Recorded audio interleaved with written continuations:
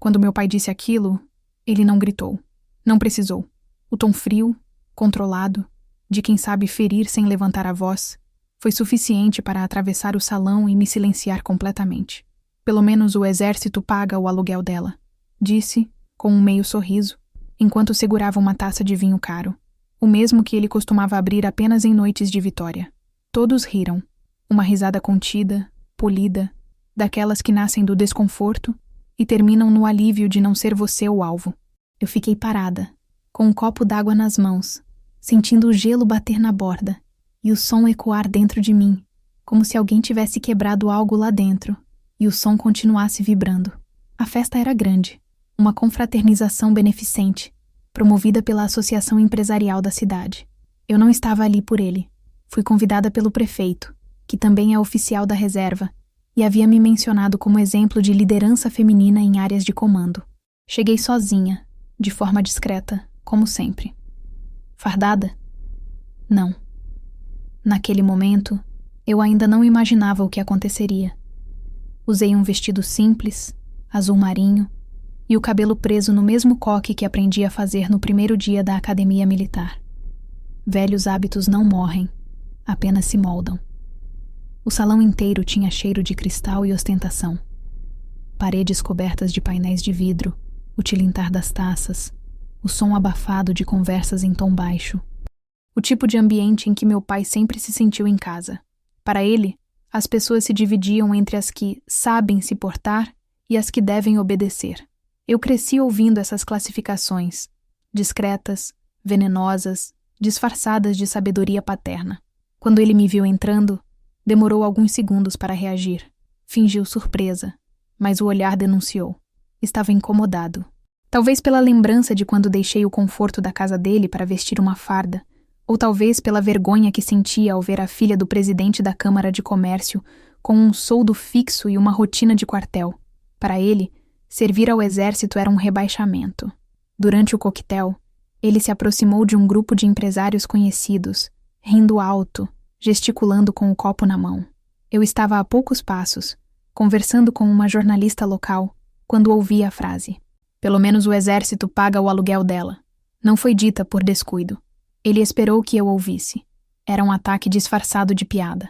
Uma forma de lembrar a todos que, apesar das minhas medalhas e da patente que conquistei, eu continuava sendo para ele uma filha que se perdeu. As pessoas ao redor não sabiam como reagir. Uma mulher com colar de pérolas desviou o olhar. Outro homem pigarreou e tentou mudar de assunto. Eu, por minha vez, apenas sorri. Um sorriso pequeno, quase imperceptível. O tipo de sorriso que não é resposta. É defesa. Senti a mesma sensação que tive no campo de instrução, anos atrás, quando um oficial me mandou rastejar na lama enquanto a chuva cortava o rosto. A diferença é que naquela época a dor era física. Naquele salão, ela era social, quase invisível, mas igualmente fria. Eu poderia ter saído, poderia ter virado as costas, evitado o confronto. Mas algo dentro de mim, talvez o mesmo instinto que me fez resistir aos primeiros dias de farda, me manteve ali, firme, em silêncio. Eu aprendi cedo que o silêncio é a arma dos que não precisam provar nada. A música voltou a preencher o ar, e o burburinho recomeçou. Vi meu pai se afastar, satisfeito com a própria ironia, e ir cumprimentar o general convidado da noite. Um homem alto, de postura impecável, que havia servido em missões conjuntas com a minha unidade. Eles conversaram por alguns minutos, e eu percebi quando o olhar do general me encontrou através da multidão. Ele me reconheceu. Sorriu levemente. Depois franziu a testa, surpreso. Nesse instante, percebi a contradição. Meu pai, o homem que se orgulhava de estar cercado de autoridades, não fazia ideia de que uma das mais respeitadas entre elas era a própria filha. Engoli o último gole de água e me afastei. Caminhei até o terraço, respirando o ar frio da noite, tentando conter o tremor que vinha das mãos. Lá fora, o barulho da cidade parecia distante. Lembrei de quantas vezes, quando criança, o via brindar a homens de sucesso, enquanto me dizia que disciplina era coisa de pobre. Eu, aos 12 anos, já sonhava com o contrário, com ser alguém que não precisasse de aplausos, só de respeito. Por alguns minutos, fiquei olhando o reflexo das luzes da festa nas janelas do prédio vizinho. E então algo dentro de mim mudou. O constrangimento começou a ceder espaço para uma sensação que há tempos eu não sentia. Clareza, não raiva, não humilhação. Clareza. Meu pai não me envergonhava mais. Ele apenas se mostrava como sempre foi. Um homem pequeno cercado por gente que o aplaudia por medo de não ser convidada para o próximo evento. Foi ali, na sacada do salão, que decidi voltar na manhã seguinte para a cerimônia oficial em que o general também estaria presente. Só que dessa vez, eu iria como realmente sou. Não como a filha invisível, nem como a mulher que se desculpa por ter escolhido um caminho diferente. Eu iria como capitã, com uniforme de gala, espada cerimonial, 2 estrelas no ombro e a dignidade que nenhum sobrenome poderia me dar. Naquela noite, antes de sair, meu pai ainda tentou se aproximar. Fingiu preocupação. Perguntou se eu estava levando as coisas muito a sério. Eu apenas respondi: sempre levei, pai. E talvez por isso você nunca tenha me entendido. Voltei para o alojamento naquela madrugada. Tirei o vestido, dobrei com cuidado e o guardei. No espelho, vi meu rosto cansado, mas firme. Amanhã, eu disse para mim mesma: ele vai me ver, não como filha, mas como oficial. Adormeci com esse pensamento, e pela primeira vez em muitos anos, dormi sem sonhar. Acordei antes do despertador. O corpo ainda carregava a tensão da noite anterior, como se eu tivesse marchado quilômetros em silêncio. A lembrança da frase dele ainda ecoava. Pelo menos o exército paga o aluguel dela. É estranho como certas palavras se fixam em lugares do corpo onde nem imaginamos que exista espaço. Entre os ossos, na respiração, nas pausas entre um pensamento e outro. Vesti o uniforme de serviço, ainda não o de gala, e fiquei olhando por alguns minutos para o espelho do alojamento. O rosto que me encarava já não era o da filha que ele humilhou, mas o da mulher que construiu tudo o que tinha sem precisar de um centavo dele. Enquanto ajustava o cabelo no coque, as memórias começaram a voltar. O passado, como sempre, não pede licença para reaparecer, apenas invade. E naquele dia, invadiu em forma de lembranças que vinham e iam como rajadas de vento frio. Eu tinha 18 anos quando decidi prestar o concurso para a Academia Militar. Lembro da reação do meu pai. Primeiro o riso, depois o silêncio, e em seguida a raiva. Você não precisa disso. Você tem tudo aqui. Ele falava de tudo, como se riqueza fosse um abrigo contra o vazio, como se o dinheiro substituísse propósito.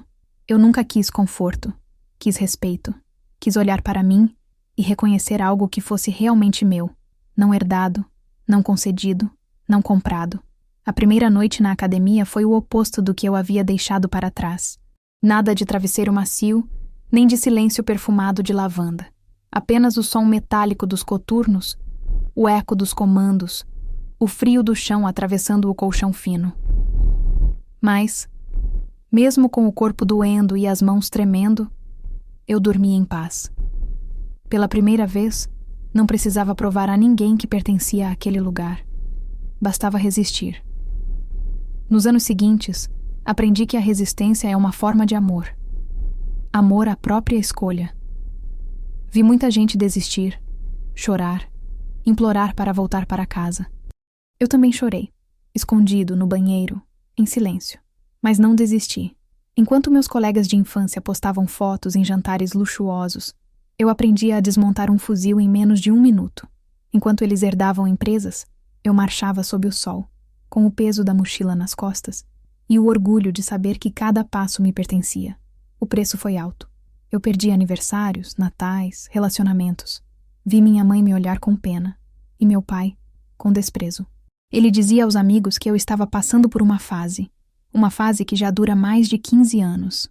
Nunca pedi ajuda, nem mesmo quando o salário atrasava ou quando precisei dividir um quarto com outras 3 oficiais durante um curso em Manaus. As pessoas ricas falam muito em liberdade, mas raramente sabem o que é. Liberdade, descobri, é dormir exausta, mas com a consciência limpa. É olhar para o espelho e saber que nada do que você tem veio de alguém que te olhou de cima. Nos primeiros anos de carreira, percebi que ser mulher e militar era viver entre 2 trincheiras invisíveis, a do preconceito e a da dúvida. Homens me testavam o tempo todo, esperando que eu falhasse. Alguns oficiais mais velhos me chamavam de senhorita, mesmo depois de eu ter me tornado tenente. Outros diziam, com falsa gentileza, que esse tipo de vida não é para a mulher. Eu respondia com resultados. Quando fui designada para minha primeira missão de campo, uma operação de apoio humanitário após enchentes no sul do país, entendi que o uniforme que eu vestia não era apenas tecido, era compromisso. Eu vi crianças sendo resgatadas de casas destruídas, mães chorando por não ter o que dar aos filhos, e vi soldados que, sem dormir há 2 dias, ainda encontravam forças para continuar. Ali, no meio da lama e do caos, encontrei a minha versão mais verdadeira. Voltar para casa depois disso foi como aterrissar em outro planeta. Meu pai me recebeu com a mesma frieza de sempre. Então é isso o que você faz agora? Brinca de herói? Perguntou enquanto eu ainda tirava as botas sujas. Não, pai. Respondi. Eu sirvo. Ele riu. Serve quem? Um governo que nem sabe seu nome? Não respondi, porque ele nunca entenderia. Naquele momento percebi que nossa relação era uma guerra que eu já não queria vencer. Ele precisava acreditar que eu havia desperdiçado o que ele construiu.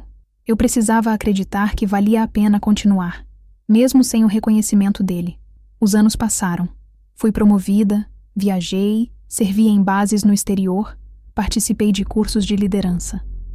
Meu nome começou a circular em relatórios e comunicações oficiais. Ganhei respeito, não o dele, mas o de quem realmente importava. Ainda assim, cada conquista parecia ecoar em um vazio. A ausência de reconhecimento paterno era um silêncio que pesava mais do que qualquer medalha. Por vezes, me perguntava se o motivo de eu nunca ter desistido era mesmo o amor pela farda ou a necessidade de provar a ele que estava errada. Com o tempo, entendi que não importava mais. O exército havia se tornado a família que eu escolhi. Certa vez, durante um treinamento conjunto, sofri um acidente que me deixou fora de combate por quase 1 ano. Foi um período escuro. Reabilitação lenta, dor física e o medo de perder o posto. Lembro que, no hospital, recebi dezenas de mensagens de colegas, oficiais, até do comandante da brigada. Do meu pai, nada. Nenhum telefonema, nenhuma visita, só silêncio. Quando minha mãe finalmente veio, trouxe um envelope com meu nome. Dentro, uma carta dele. 3 linhas apenas. Espero que esse acidente te ensine que você não é de ferro. Volte para casa. Que casa? A que ele fechou para mim anos atrás? Eu sorri. Rasguei a carta e joguei fora. A recuperação foi o ponto de virada. Voltei ao serviço com mais força do que antes, determinada a ocupar o espaço que me negaram. Em pouco tempo, fui nomeada para o comando de uma unidade de logística estratégica. Recebi minha 2ª estrela, e com ela, o respeito formal de todo o corpo de oficiais. E mesmo assim, quando cruzei o olhar com meu pai na festa da noite anterior, percebi que nada disso significava nada para ele. Aos olhos dele, eu continuava sendo apenas a filha que se meteu com soldado. Aquela frase, o veneno envolto em ironia, era a síntese de uma vida inteira tentando caber no molde que ele construiu. Só que naquele dia, finalmente entendi. Eu não devia nada a ele. A vergonha não era minha. Terminei de vestir o uniforme. Passei a mão sobre o tecido firme, o brasão bordado, o brilho discreto das insígnias. As 2 estrelas no ombro pareciam mais pesadas do que nunca, mas não pelo metal, pelo que representavam. Cada uma era um pedaço da minha história, um sacrifício, uma ferida que cicatrizou sozinha. Antes de sair, olhei para o espelho mais uma vez. Não vi uma filha rejeitada. Vi uma oficial pronta para enfrentar o que viesse, inclusive o passado. A cerimônia aconteceria às 11 da manhã, no auditório central da prefeitura. O general estaria lá. E segundo a lista de convidados, meu pai também. Peguei a espada cerimonial, símbolo que herdei não do sangue, mas do mérito, e caminhei para a porta. O som do metal batendo contra a bainha ecoou no corredor. Não era ruído, era aviso. Dessa vez, não seria eu quem abaixaria a cabeça. Dirigir de volta à cidade onde você nasceu é como atravessar um espelho. Tudo parece familiar, mas nada pertence mais a você. A estrada que eu percorri naquela manhã era a mesma que eu havia deixado 15 anos antes, quando parti para a academia com uma mala pequena e uma certeza enorme. Agora, eu voltava com 2 estrelas no ombro, uma condecoração recente e o mesmo coração cauteloso que aprendeu a se proteger de aplausos falsos. O céu estava limpo, um azul cortante, e o asfalto quente refletia a luz como uma lâmina. No banco do passageiro, o uniforme de gala repousava dobrado, impecável, junto da espada cerimonial envolta em pano preto. Eu dirigia devagar, observando as placas, os comércios com novos nomes, os muros pichados que antes eram brancos. A cidade parecia menor, mais silenciosa. Talvez porque eu tivesse crescido demais para caber nela. Passei pela antiga escola onde estudei. O portão ainda era o mesmo, pintado de verde, mas enferrujado nas bordas. Lembrei das manhãs frias em que eu esperava o carro do meu pai vir me buscar, e das vezes em que ele não vinha. De como eu caminhava sozinha até em casa, com o uniforme escolar amassado e os livros pesando nos braços, enquanto ouvia os filhos dos amigos dele passarem de carona em carros importados. Aquelas pequenas diferenças na época pareciam normais. Hoje eu entendo que foram elas que me ensinaram a andar com as próprias pernas. Quando cheguei ao centro, as ruas estavam cheias por causa da cerimônia cívica. Bandeiras tremulavam nas fachadas e alto-falantes tocavam o hino nacional em volume alto demais. Parei o carro próximo à praça principal e fiquei alguns minutos observando. Havia algo de simbólico em voltar fardada a um lugar que um dia me fez sentir invisível. O convite oficial para o evento dizia: cerimônia de reconhecimento às personalidades de destaque do município. Eu era uma das homenageadas, ironicamente, a mesma lista que incluía meu pai, pelo trabalho filantrópico de sua empresa. Quando o prefeito me telefonou para confirmar presença, mencionou, sem perceber o peso da coincidência, que seria bonito ver pai e filha juntos no palco. Eu apenas respondi com um "estarei presente, senhor", e desliguei. Faltavam ainda 2 horas para o início, então decidi estacionar perto do quartel local. Pedi autorização para utilizar o vestiário e me preparar ali. Os soldados da unidade, jovens e surpresos, me receberam com a formalidade que aprendi a respeitar. Um deles, talvez com pouco mais de 20 anos, ajudou a ajustar as alças do uniforme de gala. "Está perfeita, senhora", disse com um respeito tímido. Eu agradeci com um aceno e, por um momento, senti o peso da trajetória que me trouxe até ali. O uniforme de gala é diferente. Ele tem um poder silencioso, quase ritualístico. Cada botão polido, cada linha do tecido, cada dobra no vinco carrega o eco de todos os dias de sacrifício que o moldaram. Quando coloquei o chapéu e fixei a espada na bainha, olhei para o espelho e percebi algo curioso. Eu não parecia uma militar se preparando para uma cerimônia. Parecia alguém voltando para o próprio passado, pronta para enfrentá-lo cara a cara. No caminho de volta à praça, o vento balançava as bandeiras e levantava o som dos tambores. Crianças corriam uniformizadas, vendendo fitas patrióticas, e idosos se amontoavam nas calçadas, tentando ver o palanque que havia sido montado em frente à prefeitura. A multidão era densa, colorida, barulhenta, mas no meio daquele caos organizado, tudo o que eu via era o rosto dele, o rosto do homem que ainda acreditava ter o direito de me envergonhar. Estacionei discretamente, caminhei em silêncio pelo corredor lateral reservado às autoridades e encontrei a área de concentração. Lá estavam prefeitos, vereadores, empresários, e no centro, ele, meu pai, de terno cinza, cabelo perfeitamente penteado, a postura de quem acredita que o mundo gira em torno da própria presença. Ao seu redor, risos e taças de espumante. Ao me ver, demorou 2 segundos para reconhecer. Quando percebeu, disfarçou. Fingiu atender uma ligação. Fiquei imóvel. Não por medo, mas por controle. A indiferença dele não me atingia mais. Apenas me confirmava o que sempre soube. Ao lado dele, 2 mulheres. Suas novas sócias, segundo o que li nos jornais, cochicharam algo, olhando discretamente em minha direção. Sorri.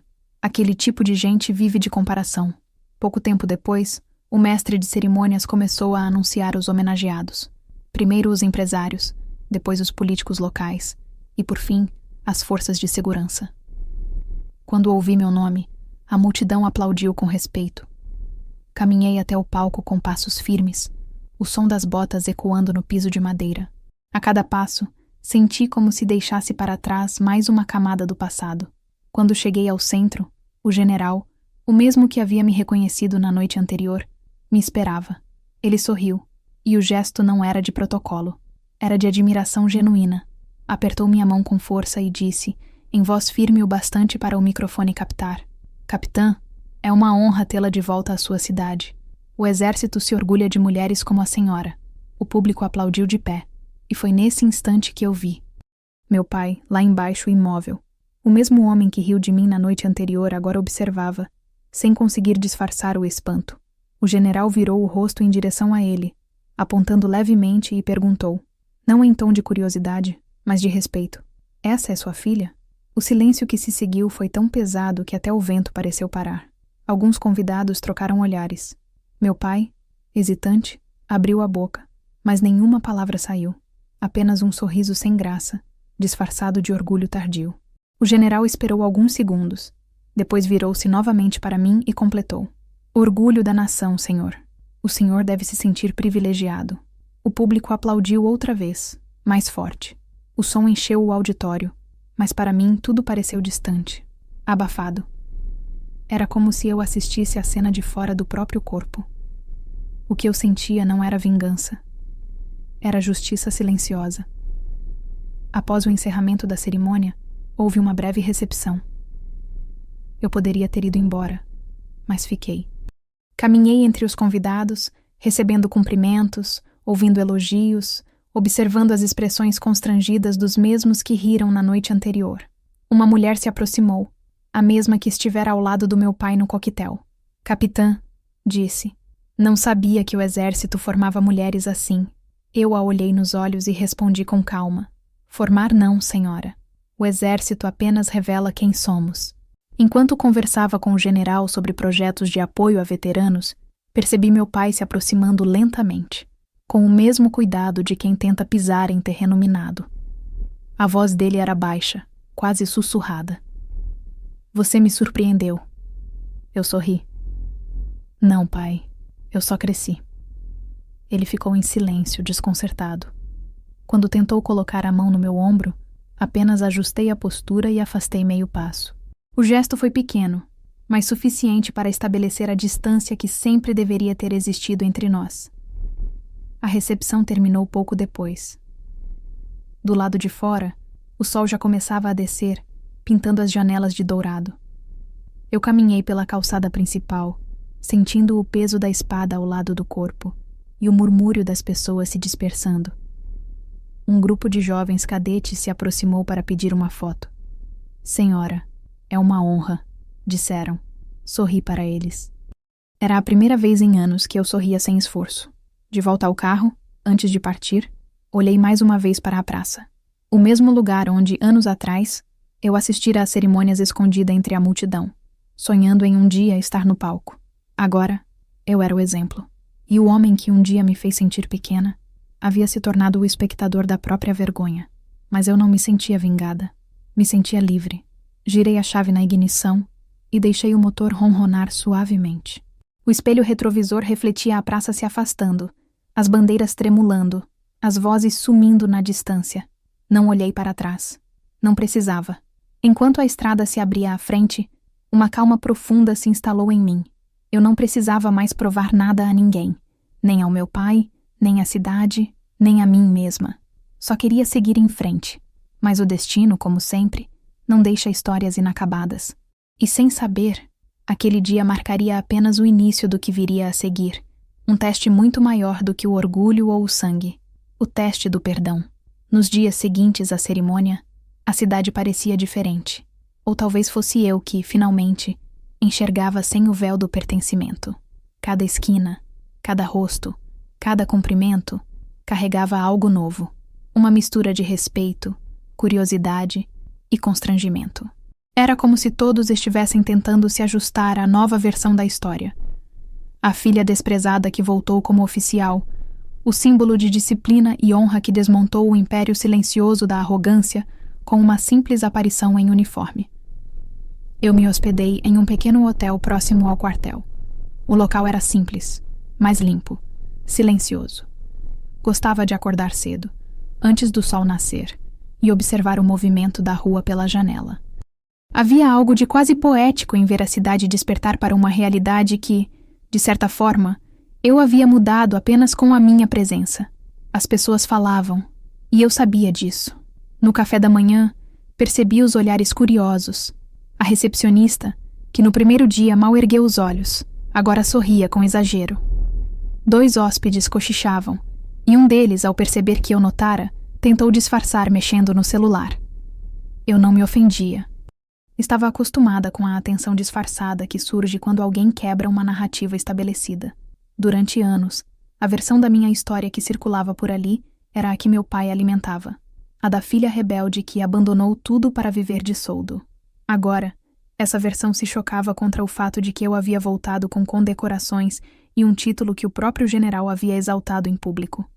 O mais curioso era observar o comportamento dos mesmos, que anos atrás riram de mim em jantares e festas. Recebia mensagens no celular, convites para tomar um café e colocar a conversa em dia. Alguns vinham de colegas de escola que nunca me dirigiram a palavra. Outros de mulheres que costumavam se orgulhar de ter casado bem. Eu lia cada mensagem com um misto de ironia e pena. A maioria terminava com frases como "Sempre admirei sua coragem" ou "Sabia que você ia longe". Mentiras brandas, revestidas de arrependimento social. Meu pai, por outro lado, manteve-se em silêncio nos primeiros dias. Mas o silêncio dele nunca significou ausência. Era tática. Ele estava observando, calculando a nova forma de me encaixar na imagem pública da família. Eu o conhecia o suficiente para saber que não demoraria. E não demorou. Naquela sexta-feira, recebi um convite para um jantar beneficente, organizado pela mesma associação empresarial que havia promovido o evento anterior. O nome do anfitrião estampado em letras douradas no convite: Eduardo Albuquerque, meu pai. A ironia me fez sorrir. Ele não esperava que eu recusasse. E, de fato, eu não recusei. Não por vontade de me aproximar, mas por entender que certas batalhas não se vencem com afastamento. Às vezes, é preciso estar presente para que o silêncio faça o trabalho. O jantar ocorreu em um clube tradicional da cidade. Um daqueles lugares onde o tempo parece ter parado nos anos 80. Carpete grosso, lustres de cristal e garçons com luvas brancas. Quando cheguei, percebi que todos já sabiam que eu iria. As conversas diminuíram, os olhares se voltaram, e por um instante o ambiente ficou pesado, quase solene.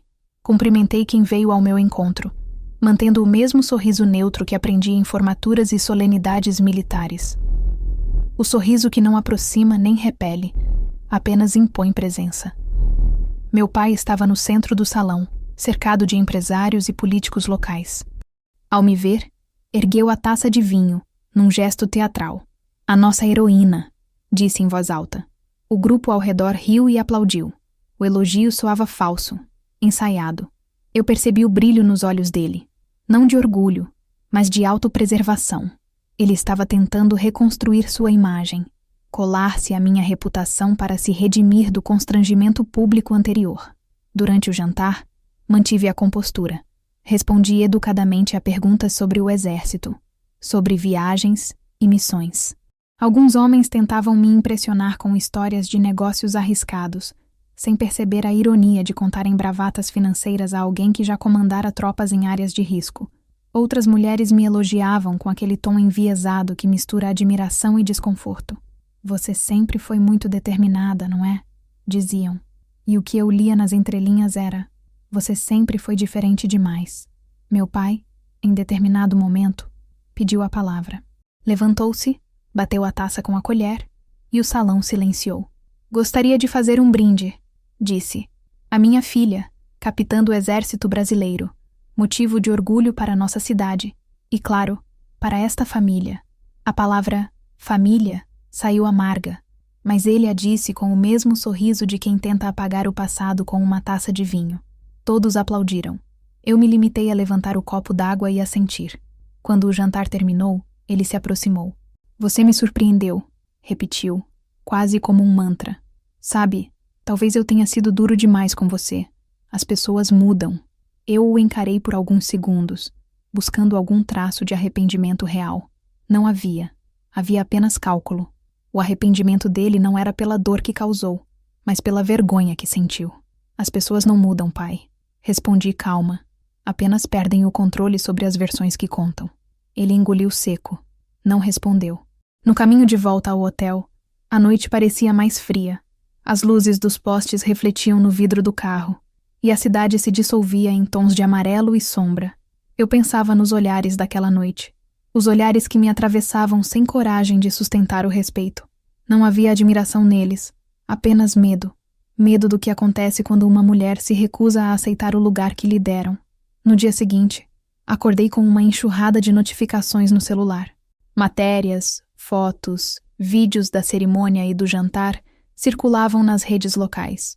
Manchetes como "Filha de empresário é destaque nas Forças Armadas" ou "Exemplo de superação e disciplina feminina". A imprensa fazia o que sempre faz.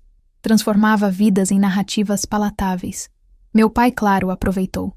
Publicou uma nota oficial da empresa parabenizando a capitã Albuquerque por seu exemplo de determinação herdado da família. Herdado. A palavra me feriu mais do que qualquer crítica. Durante o café, uma senhora de idade que morava na casa ao lado do hotel me reconheceu. "Vi você no jornal, menina", disse, segurando o copo de leite com as duas mãos. "Seu pai deve estar muito orgulhoso." Sorri, mas não respondi. Orgulho não era o que ele sentia. Era necessidade. Ele precisava se associar à minha imagem porque, pela primeira vez, eu tinha algo que ele não podia comprar. Respeito verdadeiro. Conforme os dias passavam, comecei a notar o quanto a cidade se transformava em palco de pequenas encenações. Cada pessoa tentava reescrever sua relação comigo, como se tivessem participado da minha história desde o início. Eu observava em silêncio. O silêncio, aprendi, é mais eficaz que qualquer discurso. Ele obriga os outros a se escutarem. Certa tarde, recebi uma ligação do gabinete do general. Ele agradecia pela postura durante a cerimônia e convidava para uma reunião sobre novos programas de integração com civis. Agradeci com formalidade e, ao desligar, percebi o quanto minha carreira havia se tornado um espelho incômodo para quem sempre me diminuiu. A mulher que eles ridicularizavam por viver de soldo agora se tornava presença constante em pautas de liderança e ética institucional. À noite, enquanto caminhava pela praça, passei em frente à empresa do meu pai. O prédio iluminado, as janelas refletindo o luar, a placa dourada com o sobrenome que por tanto tempo me pesou. Lembrei de quando ele me dissera anos atrás: "Meu nome abre portas. Você nunca entenderia o que é ter isso." E agora eu entendia. Ter um nome é fácil. Torná-lo respeitado é outra história. Continuei andando, ouvindo o som dos próprios passos no calçamento. Não sentia rancor, apenas distância. O tipo de distância que não mede metros, mas valores. Eu sabia que ele voltaria a tentar contato, e eu o deixaria tentar. O jogo de aparências ainda não tinha acabado. No domingo, o jornal local publicou uma reportagem de página inteira com minha foto em uniforme. O título: "Da rebeldia à honra. A trajetória da capitã que superou as expectativas." Ri sozinha. Eu nunca fui rebelde. Fui apenas coerente. Mas entendi a mensagem. O mundo precisa de rótulos para se sentir seguro. Mais tarde, recebi um e-mail curto, endereçado sem assinatura. Só dizia: "Podemos conversar, pai?" Li, fechei o laptop e fiquei olhando para a parede.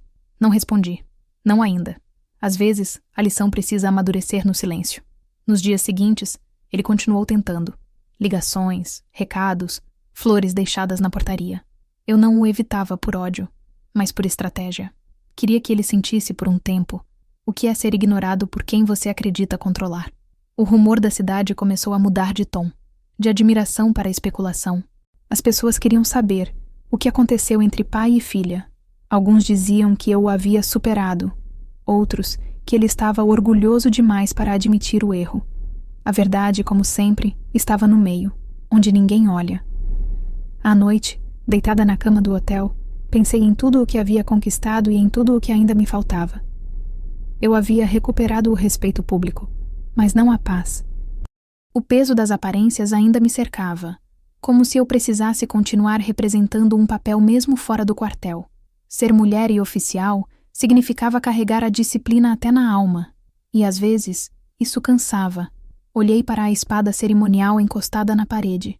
O brilho prateado refletia a luz da luminária. Naquela arma silenciosa havia mais verdade do que em qualquer palavra dita nos últimos dias. Ela não servia apenas para desfiles. Era símbolo de autoridade e honra, mas também de responsabilidade. E eu sabia que, em breve, teria de decidir se continuaria presa ao passado ou se, finalmente, o deixaria ruir sozinho. Porque os sussurros, os mesmos que agora me exaltavam, logo se voltariam contra mim. E eu estava pronta para ouvir, sem me dobrar, o som da próxima batalha. Aquela que não se luta com armas, mas com silêncio e verdade. O telefone tocou quando eu ainda estava no alojamento. A meia-luz filtrada pela cortina do quarto. No visor, o nome dele. Por um instante, hesitei. Não por medo, mas por hábito. O hábito de esperar algo que nunca viria na hora certa. Respirei fundo e atendi. Filha, disse ele sem rodeios. A voz soava calma, quase neutra, mas eu reconheci o cálculo por trás de cada sílaba. Ele estava medindo cada reação minha antes mesmo de eu falar. Podemos conversar pessoalmente? Continuou. Havia anos que ele não me chamava para falar. Por anos, ele me deixara à margem, ignorando minhas conquistas, ridicularizando minhas escolhas. Cada palavra dele carregava a expectativa de me fazer sentir pequena, mesmo depois de eu ter provado, incontáveis vezes, que não era. Quando? Perguntei, controlando a voz, deixando apenas o suficiente para que não tremesse. Hoje à tarde, no clube da cidade. Ele desligou sem esperar resposta. Suspirei e sentei-me na cama, segurando o uniforme de gala que eu havia dobrado dias antes. Era engraçado como um pedaço de tecido podia carregar tanto poder simbólico, o mesmo uniforme que no salão principal da prefeitura arrancara olhares de admiração agora parecia ser meu escudo para o que viria. Ao chegar ao clube, percebi que ele já estava lá. Em pé, perto da entrada, o corpo rígido, terno cinza impecável, mãos nos bolsos. A mesma expressão controlada de sempre. Mas desta vez, havia tensão nos olhos. Ele tentava calcular como se aproximar sem perder a autoridade que sempre acreditou ter sobre mim. Caminhei até ele com passos firmes. O som das minhas botas no piso de madeira ecoava mais alto do que qualquer comentário ou risada da recepção. Ele me olhou de cima a baixo, demorando-se um pouco mais do que o necessário, talvez tentando reconhecer a filha que ele pensava ainda existir, mas que já não precisava dele para existir.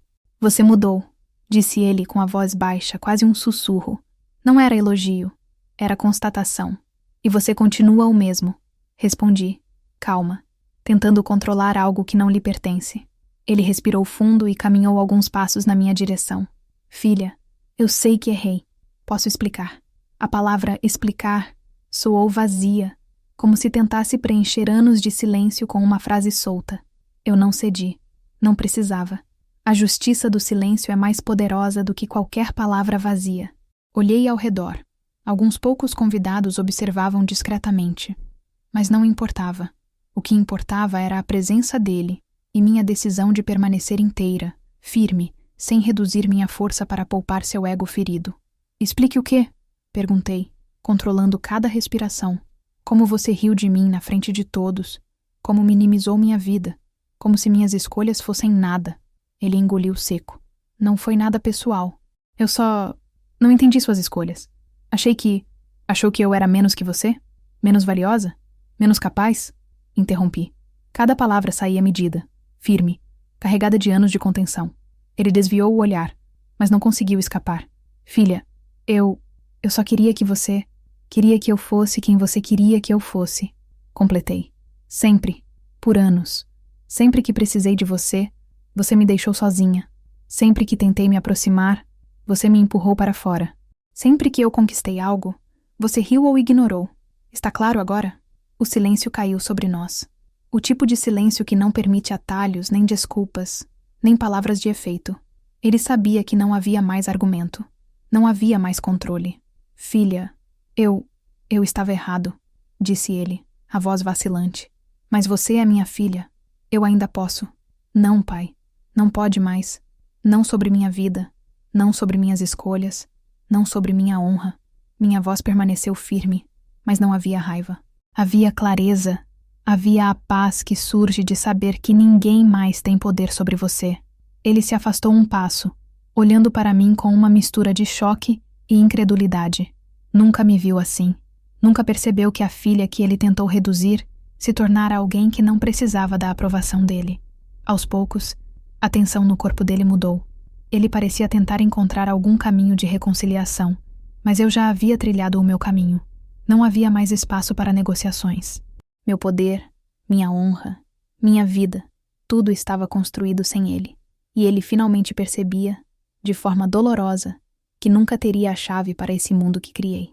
Durante os minutos seguintes, ele tentou mais uma vez. Podemos pelo menos conversar sobre a família, sobre o que aconteceu? Sorri, um sorriso pequeno, contido, mas firme. Conversar, pai, é possível apenas quando há honestidade. E honestidade não é o que você cultivou conosco. Não há diálogo possível enquanto você ainda pensa que pode controlar minha narrativa. Ele engoliu seco, e por alguns segundos fiquei observando o homem que um dia me disse que o exército pagava meu aluguel. O mesmo homem que me julgou menor, que tentou apagar minha história, que acreditava que seu dinheiro podia substituir mérito, honra e esforço.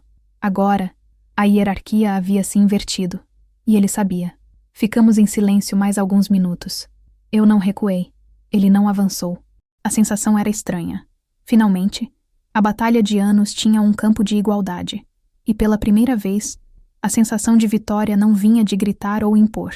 Vinha do reconhecimento tácito de que ele havia perdido algo que nunca realmente teve. Minha submissão. Ele finalmente se afastou, com a mão trêmula, e murmurou algo como: Eu não sei mais o que dizer. Eu apenas assenti. Nada mais precisava ser dito. Enquanto ele se afastava, senti algo inesperado. Alívio. Não havia ódio, não havia raiva, apenas uma calma firme, a sensação de que cada passo dado até ali havia valido a pena. Eu sabia, naquele momento, que a vingança silenciosa mais eficaz não era humilhá-lo em público, era mostrar, com cada gesto, com cada decisão, que eu nunca mais dependeria dele, emocionalmente, socialmente ou profissionalmente. Saí do clube sem olhar para trás. Não havia necessidade. Ele permaneceria lá, cercado de convidados e elogios superficiais, enquanto eu caminhava de volta para o carro, sentindo o peso do uniforme e o alívio da liberdade. Cada passo, cada respiração, me lembrava do caminho que percorri. Suor, sacrifício, silêncio, disciplina. Cada medalha no peito, cada estrela no ombro, cada reconhecimento externo eram agora minha armadura, não meu prêmio. Quando cheguei ao carro, respirei fundo. A cidade continuava viva, mas eu não pertencia mais àquela narrativa. A filha diminuída havia deixado de existir. O que restava era uma mulher inteira, honrada, forte, pronta para seguir, sem precisar do perdão ou da validação dele. E enquanto dirigia de volta para o hotel, sentindo o ar frio da noite bater no rosto, percebi que a batalha real não era provar nada para meu pai, nem para a cidade. A batalha era comigo mesma, e pela primeira vez em anos, eu sentia que estava vencendo. Na manhã da solenidade oficial das Forças Armadas em homenagem aos oficiais destacados da região, acordei antes do alarme. O céu estava ainda escuro, e a cidade silenciosa. Era o tipo de silêncio que antecede não uma guerra, mas uma virada.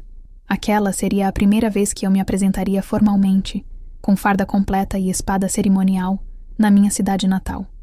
O evento reuniria oficiais superiores, lideranças políticas, empresários locais, inclusive meu pai, convidado como patrono honorário da Fundação Municipal de Defesa Civil.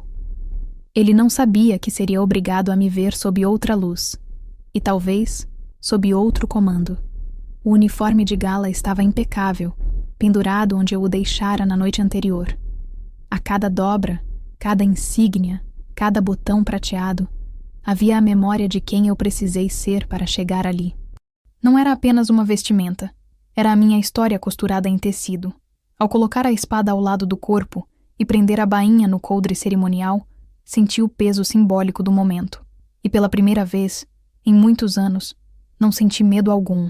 Ao chegar ao local do evento, um auditório cívico da Brigada Regional, fui recebida com formalidade. Oficiais mais jovens cumprimentaram com o olhar atento. O general que comandaria a cerimônia já me aguardava no salão reservado aos condecorados. Ele se levantou ao me ver, abriu um sorriso discreto e firme, e estendeu a mão. Capitã Albuquerque, disse ele.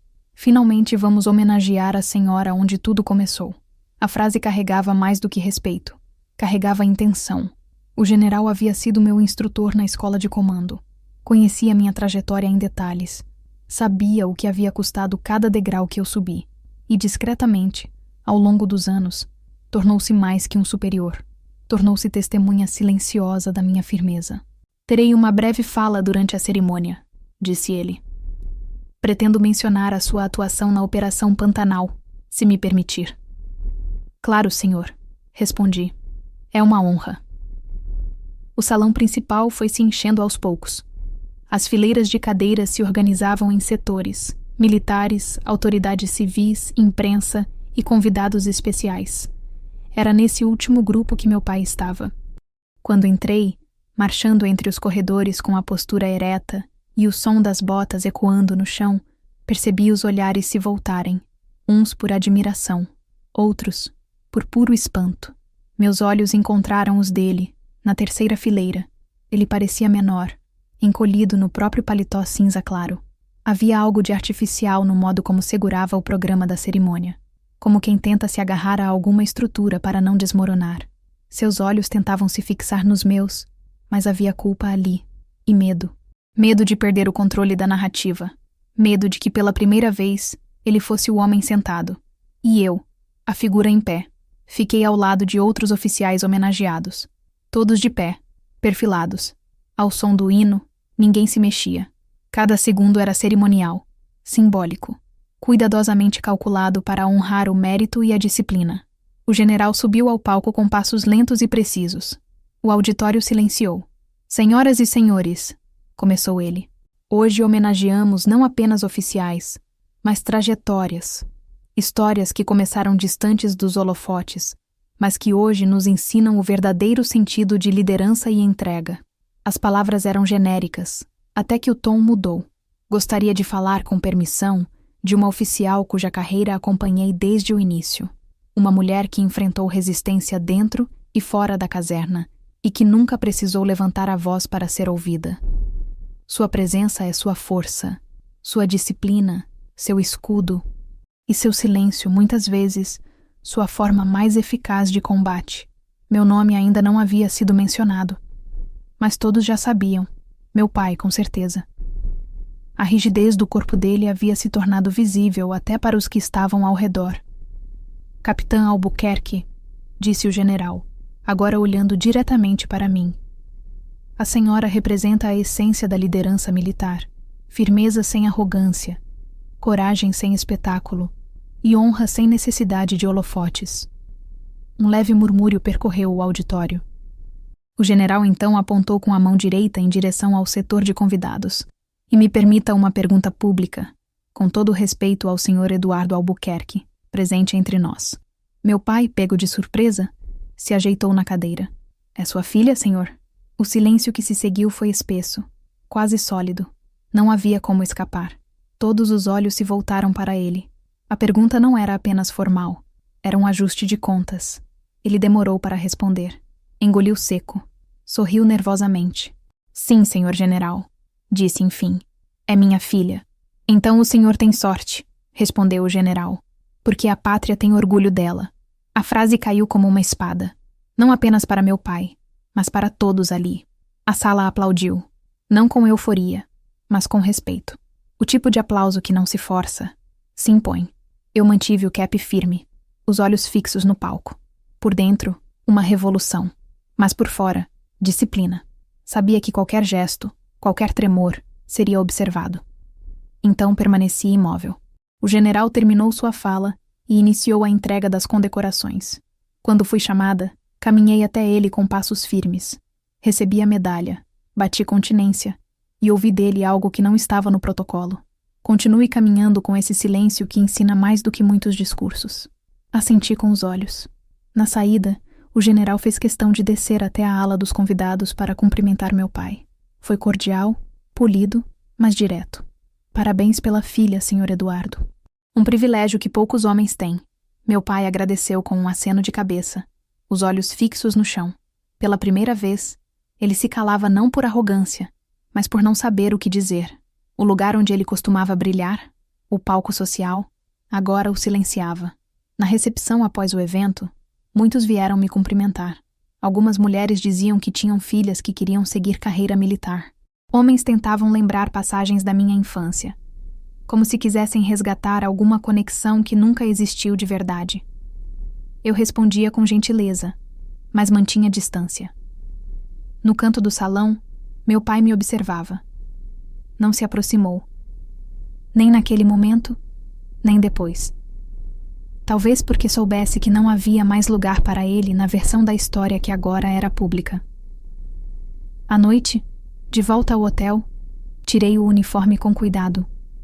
Coloquei a medalha sobre a mesa, ao lado da espada. Fiquei observando os dois símbolos, um de reconhecimento, o outro de vigilância constante. Ambos me representavam. Ambos foram conquistados com suor, disciplina, dor e silêncio. Na tela do celular, uma nova mensagem. Era dele. Apenas 4 palavras. Você me surpreendeu mesmo. Li, mas não respondi. Porque não era mais sobre ele. Era sobre mim. Naquele dia, a cidade viu o que ele tentou esconder a vida inteira. Que a filha que ele desprezava havia se tornado maior do que o nome que ele usava para dominar os outros. E o mais bonito é que eu não precisei atacá-lo para isso. Apenas caminhei até o centro do palco e deixei que a verdade falasse por mim. No dia seguinte à cerimônia, a cidade acordou em estado de euforia sutil. As manchetes circulavam, os portais regionais repostavam fotos, e grupos de WhatsApp se enchiam com capturas de tela, comentários e especulações. Uma das imagens mais compartilhadas mostrava o momento exato em que o general, com a mão estendida, perguntava ao meu pai: "Essa é sua filha?" A expressão dele congelada, a plateia em silêncio, e eu, de pé, com o uniforme impecável, espada ao lado, permanecendo imóvel. Na legenda do jornal, lia-se: "Silêncio constrangedor marca a homenagem à capitã Albuquerque e expõe o peso do reconhecimento tardio." Outros títulos seguiram o mesmo caminho. Um deles dizia: "Empresário Eduardo Albuquerque se vê ofuscado pelo brilho da filha militar." E foi ali que o colapso começou. Por anos, meu pai controlou a narrativa pública sobre quem éramos. Sempre moldou sua imagem com cuidado cirúrgico. Homem de negócios, patrono da cultura local, filantropo, pai de família exemplar. Em suas entrevistas, falava da cidade como um prolongamento de seus valores e da família como o pilar que sustenta o sucesso. Mas nunca mencionava nomes. Nunca citava filhos. Porque nenhum dos filhos, especialmente eu, se encaixava na moldura que ele desejava pendurar na parede de vidro da reputação. A medalha que recebi, o discurso do general, a postura pública que mantive, tudo aquilo desorganizou o sistema que ele levou décadas para construir. E quando um pilar é falso, basta um sopro de verdade para fazê-lo ruir. Na manhã de segunda-feira, ele apareceu em um programa de rádio local. A apresentadora, visivelmente animada, começou elogiando a cerimônia. "Foi emocionante. Sua filha foi aplaudida de pé. Deve ter sido um momento de muito orgulho." O silêncio que se seguiu do outro lado da linha foi mais eloquente que qualquer resposta. Ele respirou fundo e tentou se recompor. "Sim, claro. A vida nos surpreende, não é? A disciplina dela sempre foi admirável." Mas ele se traía com as entrelinhas. As palavras que escolhia, surpreendente, disciplina, trajetória atípica, revelavam mais sobre sua dificuldade em aceitar a minha ascensão do que sobre qualquer forma de orgulho verdadeiro. A entrevista terminou sem menção direta à homenagem. Era como se ele tentasse absorver o brilho do evento sem citar o nome que o provocava, o meu. Enquanto isso, a cidade reagia de forma oposta. Comecei a receber mensagens de pessoas que eu mal lembrava. Vizinhos da infância, professores antigos, até uma enfermeira que cuidou da minha mãe durante uma internação há anos. Todos diziam a mesma coisa, que era bonito ver alguém da terra representar a força de verdade. Uma moça da padaria onde minha mãe costumava comprar pão me enviou um bilhete manuscrito. "Obrigada por mostrar que força também pode ser silêncio. A gente torce por você aqui." Eu não respondia a tudo, mas lia tudo. Cada linha, cada sinal, cada pequeno gesto de reconhecimento. Não pela vaidade, mas porque era a primeira vez em anos que minha presença não era vista como um desvio, e sim como direção. Enquanto isso, meu pai tentava controlar os danos.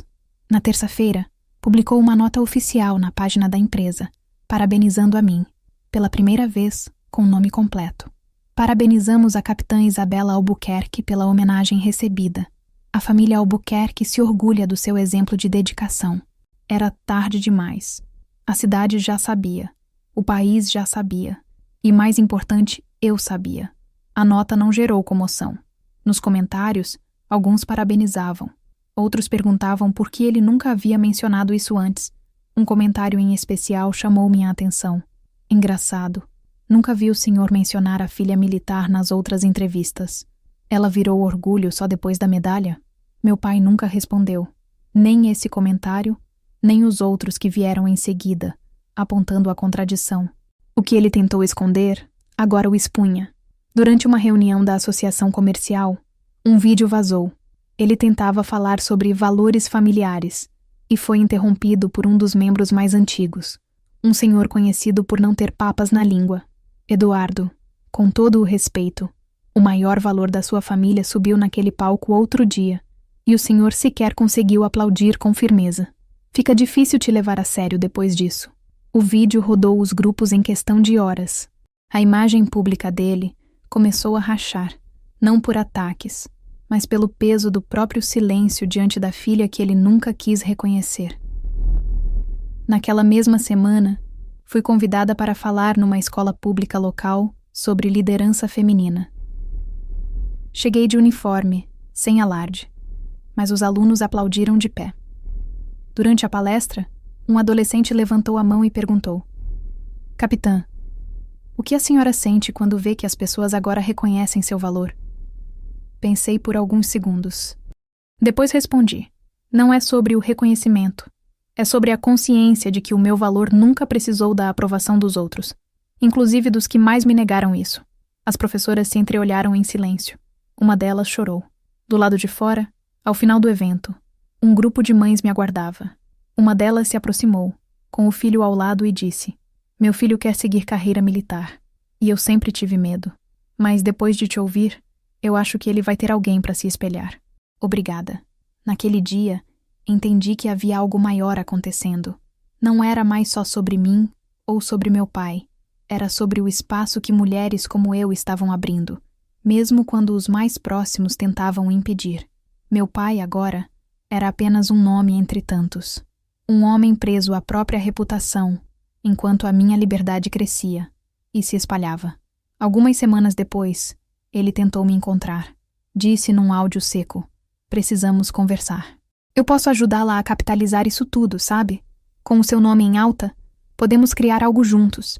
Eu ouvi o áudio 2 vezes e apaguei, não por raiva, mas por respeito à mulher que me tornei, porque o nome que ele usava para abrir portas agora era o mesmo que tremia diante do meu. A imagem pública que ele tentava preservar não resistiu ao peso da verdade.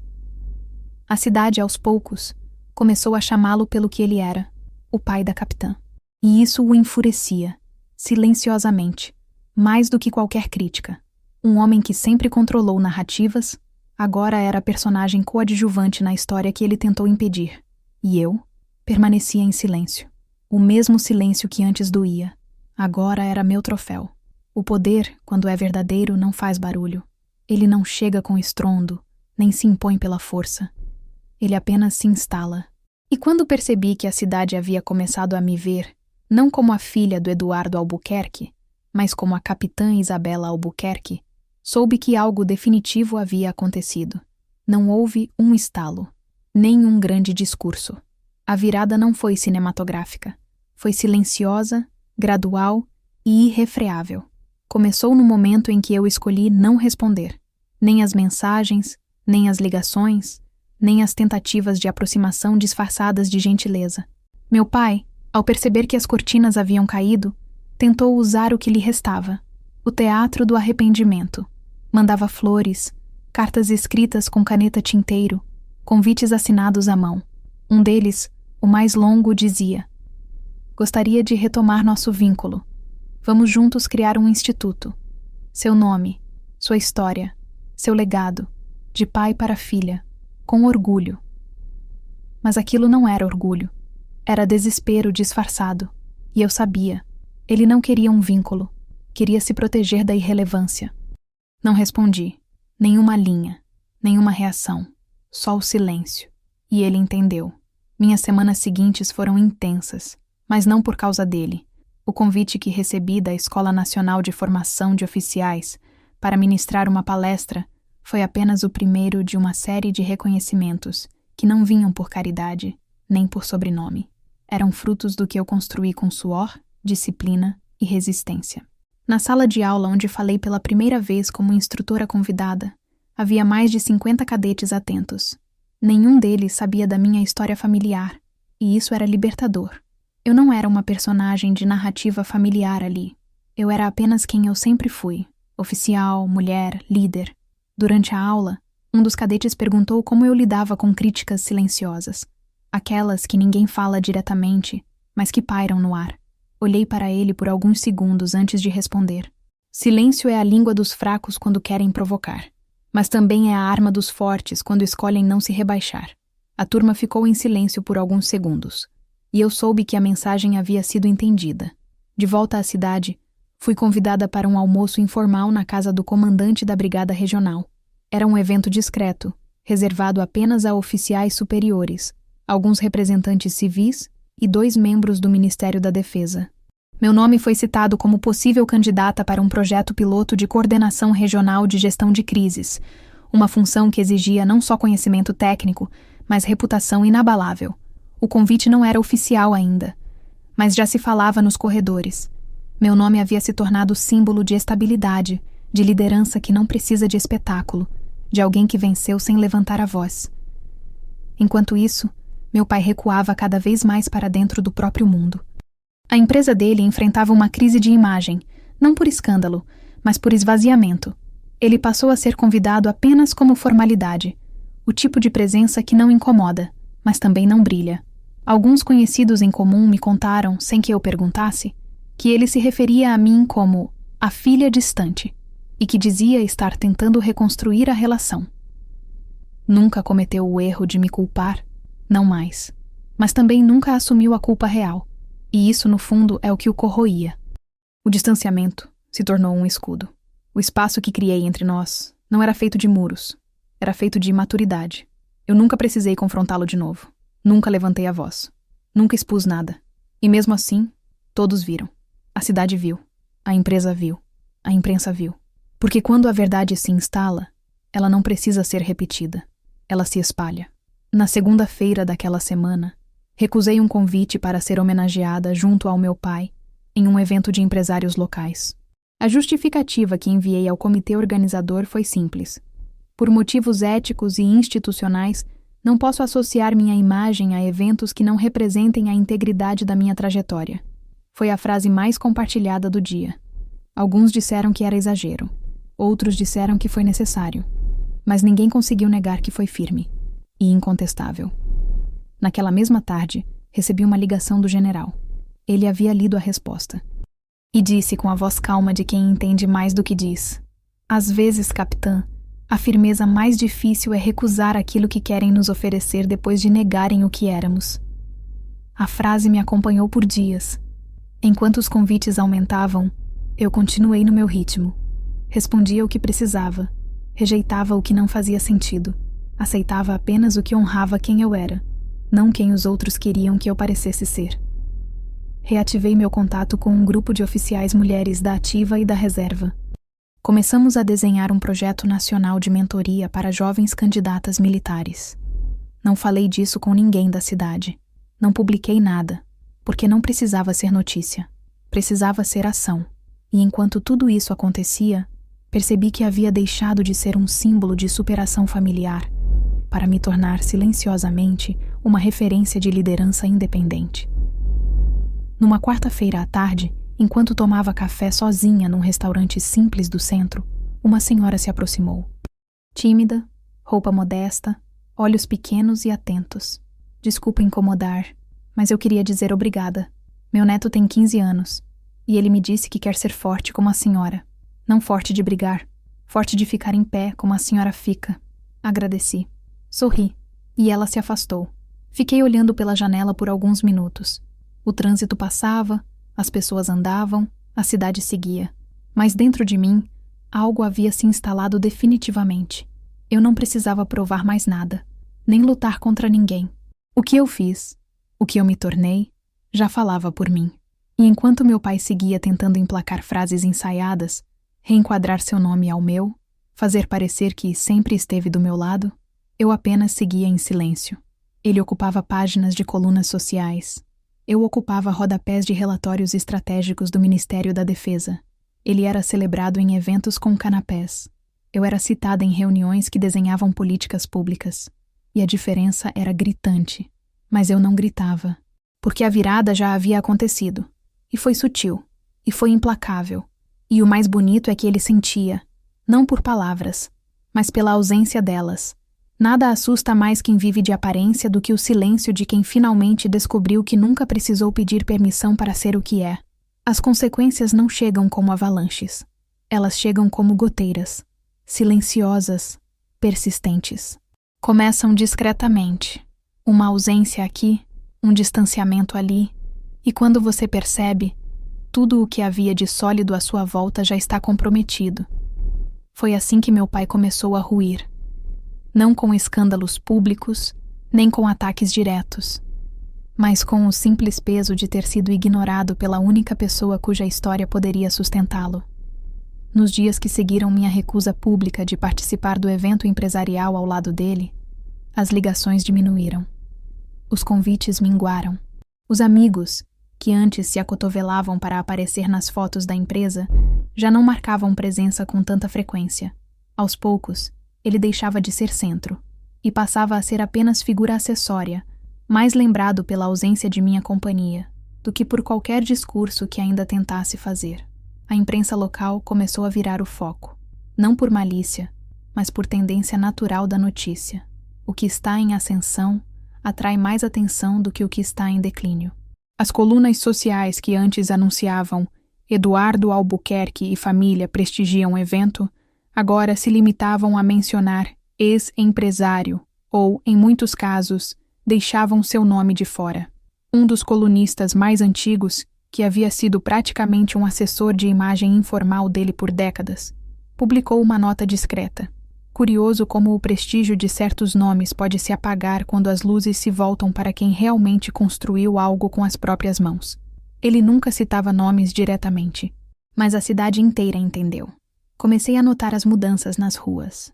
Algumas lojas que tinham parceria com a empresa do meu pai passaram a expor banners de apoio institucional ao projeto de mentoria que eu havia iniciado com oficiais da reserva. Restaurantes que ele frequentava com frequência passaram a oferecer almoços beneficentes para jovens da rede pública. E, discretamente, os sobrenomes começaram a ser dissociados. Eduardo Albuquerque já não era mais o patriarca aclamado. Era o homem que perdera o fio condutor da própria narrativa. E o mais cruel é que ninguém o atacava. Ninguém o confrontava. Apenas o deixavam onde ele sempre deixou os outros, na borda. Alguns aliados mais próximos tentaram amenizar a situação. Fizeram convites, abriram espaço em eventos, ensaiaram homenagens conjuntas, todas negadas com a mesma resposta que eu já havia usado antes. A integridade da trajetória é mais importante do que qualquer reconciliação de ocasião. Não precisei repetir. Bastou uma vez. No meio disso tudo, minha mãe, que por anos havia permanecido em silêncio, orbitando a presença dominante dele, me escreveu uma carta, curta, sem tentativas de justificar o passado. Apenas disse: não sei se ainda há tempo de sermos próximas, mas se algum dia você quiser conversar como mulheres, estarei esperando. Eu vi tudo, sempre vi. Só não soube o que fazer com isso. Guardei a carta. Não respondi. Ainda não. Algumas feridas precisam de maturação antes de cicatrizarem. O que eu soube com certeza, ao ler aquelas linhas, foi que até ela havia percebido. As consequências estavam além do meu pai. Elas se espalhavam por toda uma rede de silêncios, omissões e papéis que muitos aceitaram cumprir, apenas para manter as aparências. Num sábado à tarde, fui convidada para um encontro discreto com o alto comando da força em Brasília. O convite não estava relacionado diretamente à minha história local. Era sobre um projeto nacional de reformulação dos protocolos de inclusão feminina nas estruturas de comando. Ouvia, atenta, enquanto oficiais de alta patente mencionavam meu nome com naturalidade, sem rodeios, sem se referirem a mim como a filha de alguém. Ali, eu era apenas Capitã Albuquerque, e isso bastava. Depois da reunião, enquanto tomava café com uma coronel que sempre admirei, ela me disse uma frase que ficou comigo. Você virou uma sombra para quem te tentou apagar. E agora, todo mundo sabe que o nome mais forte dessa cidade não é mais o dele. Sorri. Um sorriso sereno. Não de orgulho, mas de compreensão. De volta à cidade, os sinais continuavam a se acumular. A sede da empresa do meu pai, antes movimentada, agora tinha metade do estacionamento vazio. Os funcionários, muitos dos quais conheci desde pequena, passaram a me cumprimentar com respeito, mas também com uma certa tristeza. Era como se eles soubessem que o reinado havia acabado, mas ainda não sabiam como nomear isso. Em uma tarde de quinta-feira, enquanto caminhava até o carro após uma reunião com a Secretaria Municipal de Segurança, vi meu pai saindo de uma cafeteria no centro. Estava sozinho, envelhecido. Mais do que eu lembrava. Por um momento, nossos olhos se cruzaram. Ele hesitou, talvez esperando uma reação, mas não houve aceno, nem desvio, nem passo apressado, apenas o olhar direto. E nesse olhar, eu vi tudo: o orgulho quebrado, o remorso nunca declarado e o pânico de ter perdido o controle sobre algo que ele achava que lhe pertencia por direito. Meu silêncio. Segui meu caminho, sem pressa, sem culpa. Dias depois, um membro do conselho empresarial me enviou um e-mail privado. Capitã, alguns empresários estão sugerindo criar uma premiação anual de ética e liderança com seu nome. Você aceitaria? Li o e-mail 2 vezes. Depois, respondi com apenas 3 palavras. Desde que mereçam. O prêmio foi aprovado por unanimidade. Meu pai não foi convidado para a cerimônia de lançamento. E ninguém protestou. As semanas seguintes consolidaram o que já era evidente. Ele se tornou irrelevante. Não porque perdeu tudo, mas porque nunca soube como manter o que realmente importa: respeito. E enquanto ele tentava, nos bastidores, reconstruir sua imagem com discursos, entrevistas e vídeos engessados falando sobre valores familiares, eu estava em campo, organizando campanhas de instrução, visitando escolas militares, promovendo mentorias silenciosas que não saíam nos jornais, mas que mudavam trajetórias. Foi numa dessas viagens que recebi a mensagem dele. Um áudio, a voz mais baixa, mais lenta do que eu já ouvira. Isabela, eu sei que não tenho mais direito de pedir nada, mas eu queria que você soubesse que eu me arrependo de tudo, não só do que disse, mas do que nunca disse. Você não precisa responder, só precisava dizer. Parei o carro, ouvi o áudio mais uma vez, depois apaguei. Não por vingança, mas porque naquele momento eu soube que já não precisava carregar aquela história. Ela já havia cumprido seu papel. As consequências estavam ali, completas. Não restava mais nada a ser dito. E pela primeira vez, eu senti que a paz não viria da resposta, mas da decisão de não responder. A vitória não veio com aplausos, nem com manchetes. Não houve medalha, nem cerimônia, nem discurso com palavras de superação. A vitória veio em silêncio, como sempre. Veio numa manhã comum, em que acordei antes do sol, sem o peso de dever nada a ninguém, sem a expectativa de agradar, responder ou justificar. Apenas levantei, vesti a calça de treino, amarrei os coturnos e saí para correr pelas ruas tranquilas de um bairro novo, onde ninguém me conhecia. O ar estava frio e o mundo parecia suspenso entre a noite e o dia. Era a primeira vez que eu sentia a vida assim, sem defesas erguidas, sem olhos me julgando, sem fantasmas me sussurrando coisas que nunca tiveram coragem de dizer em voz alta. Na semana anterior, eu havia finalmente assinado os papéis de transferência. Minha nova designação me levava para fora da cidade onde nasci, onde cresci e onde durante tanto tempo tentei me encaixar num molde que nunca foi meu. Agora, minha atuação seria em um cargo estratégico de coordenação regional, não apenas operando em campo, mas desenhando políticas, decisões, diretrizes, o tipo de trabalho que muda a estrutura silenciosamente. Eu escolhi aceitar, e escolhi ir sozinha. Deixei o alojamento onde morei nos últimos meses e aluguei um apartamento modesto, mas com janelas largas, luz da manhã e silêncio. Um espaço onde eu poderia finalmente deixar a espada guardada, não por esquecimento, mas por merecimento. Não foi uma fuga, foi libertação. Nas semanas que antecederam a mudança, vi meu nome circular nos meios institucionais com naturalidade. Meu rosto estampou uma reportagem nacional sobre liderança feminina na segurança. Fui chamada para integrar uma comissão consultiva que envolvia o Ministério da Justiça. Tudo isso sem alarde, sem publicidade ensaiada. Apenas reconhecimento orgânico, daquilo que eu sempre fui, mesmo quando ninguém via. E mesmo assim, entre uma reunião e outra, entre uma viagem e outra, havia noites em que eu acordava e pensava: foi suficiente? Não no sentido de conquistas, mas no sentido de cura. A resposta veio, lenta, por camadas. Não de uma vez, mas como folhas que se desprendem de uma árvore sem que o vento precise forçar. A raiva já não me visitava. A tristeza também não. O que restava era algo mais maduro. Era compreensão. Compreensão de que meu pai nunca foi capaz de me ver como eu era. Não por maldade, mas por limitação. Compreensão de que minha mãe fez o que pôde, ou talvez apenas o que soube, para sobreviver num casamento que sufocava mais do que protegia. Compreensão de que o silêncio que me foi imposto se transformou na minha maior força. E com isso, veio o perdão. Não um perdão oferecido de mãos juntas, como quem espera agradecimento, mas um perdão interno, íntimo, inegociável. O tipo de perdão que não precisa ser dito, só sentido.